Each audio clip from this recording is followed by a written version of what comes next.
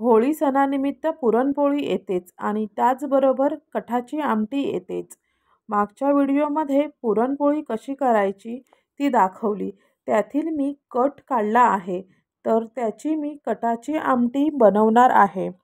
जर तुम्हाला पुरणपोळीचा व्हिडिओ बघायचा असेल तर त्याची लिंक मी डिस्क्रिप्शन बॉक्समध्ये दिली आहे, तर तुम्ही तिथे जाऊन बघू शकता। वाटण बनवण्यासाठी लागणारे साहित्य बघूया। इथे मी खोबरं, लसूण, कांदा आणि कोथिंबीर घेतली आहे। आणि फोडणीसाठी साहित्य बघूया। कढीपत्ता, चिंच, मीठ, गूळ, गरम मसाला, जिरे, मोहरी, लाल तिखट, हळद आणि डाळ शिजवून घेतलेली येळवणी बाजूला काढलेली आहे। इथे मी एक पॅन घेतले आहे आणि त्यामध्ये मी तेल घातले आहे। तेल गरम झाले आणि त्यामध्ये मी कांदा घालून घेते।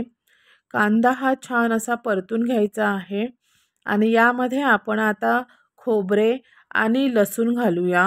हे खमंग असे भाजून घ्यायचे आहे आणि हे छान असे भाजून झाल्यानंतर यामध्ये मी कोथिंबीर घालते आणि गॅस बंद करून घेणार आहे आणि हे आपण मिक्सरला लावून घेऊया।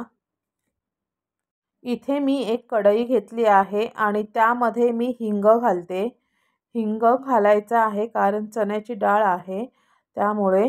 आणि मी राई आणि जिरे घातले आहे। यामध्ये राई जिरे तडतडले, कढीपत्ता घालते। कढीपत्ता छान परतून घ्यायचा आहे।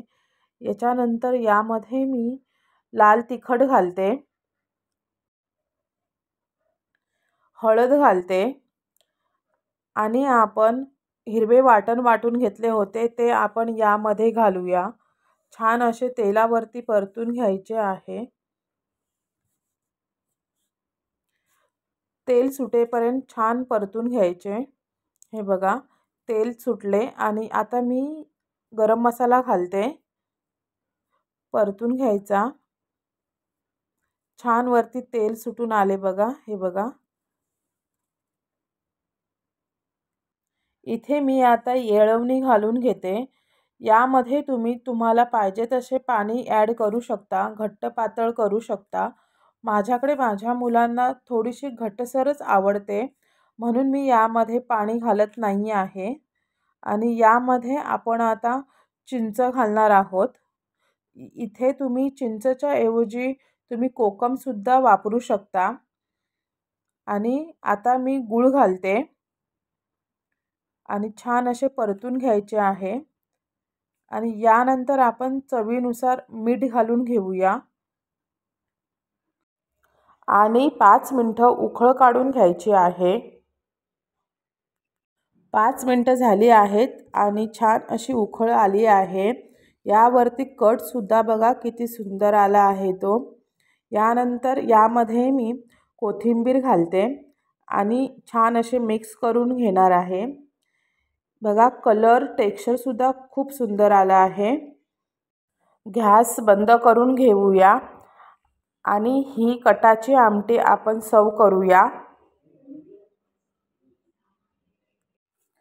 चमचमीत आणि चटपटीत अशी कटाची आमटी तयार आहे। ही कटाची आमटी पुरणपोळी बरोबर खायला खूप चविष्ट लागते। ही रेसिपी आवडली असेल तर तुम्ही चॅनलला सबस्क्राईब करा, लाईक आणि शेअर करा। चला भेटूया नवीन व्हिडिओमध्ये, तोपर्यंत नमस्कार।